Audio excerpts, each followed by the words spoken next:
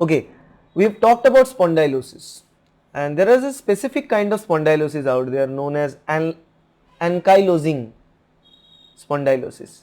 What is ankylosing spondylosis?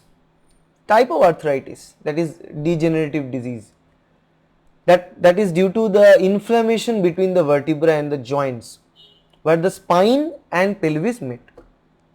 So what is this ankylosing spondylitis? Kind of arthritis situation where the inflammation is there. Inflammation means swelling and redness, pain, all this thing comes with inflammation. So this is our pelvis, the groundwork of the body, and below pelvis the lower part of the body, upper pelvis the upper part of the body. That's how it's divided. So this is the spine, this is the pelvis. Now the spine is in contact with the pelvis. So this is the location where the spine is in contact with the pelvis.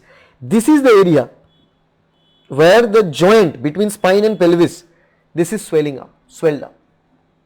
This is known as ankylosing spondylitis.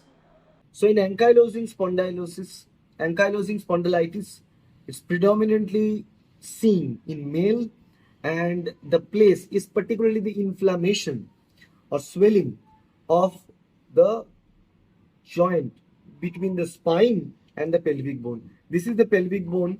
Okay, see, this is the pelvic bone and this is the joint, the hip joint.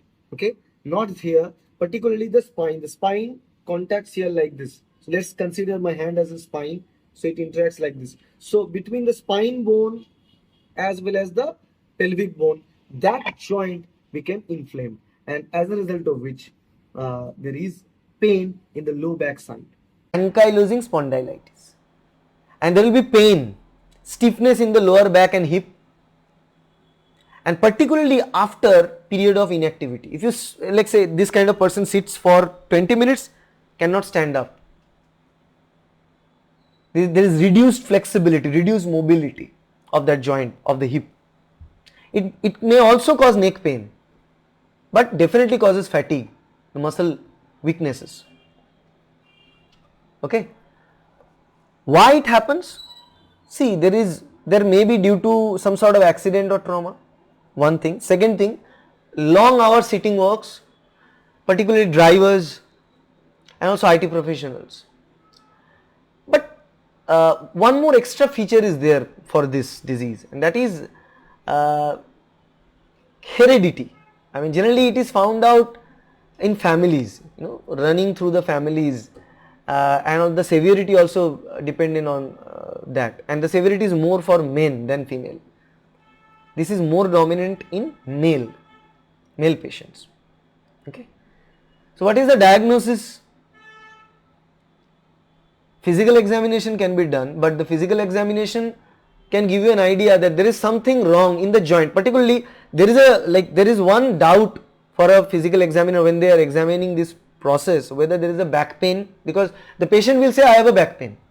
Patient cannot tell whether there is a pain coming from the pelvis joint or from the L3, L4, L5. They will come with a back pain. So when a patient comes in with we say that I have a back pain, there are literally thousands of situations possible. You need to rule out other things. How do you rule out?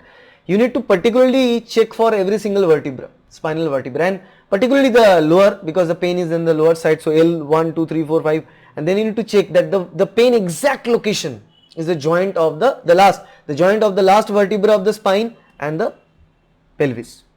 If the pain coming from that side, and also take the background family history, match, then you can get your conclusion that that person is having ankylosing spondylitis.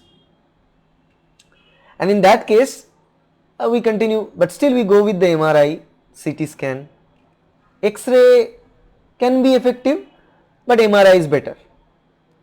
Treatment, again, anti-inflammatory drugs, cortisone injections, biofeedback, but what we prefer, biofeedback, biophotomodulation, class 4 laser therapy, and last resort is surgery. But again, people don't go with that because orthopedic conditions, people don't generally go with the surgeries. We can easily treat them with laser.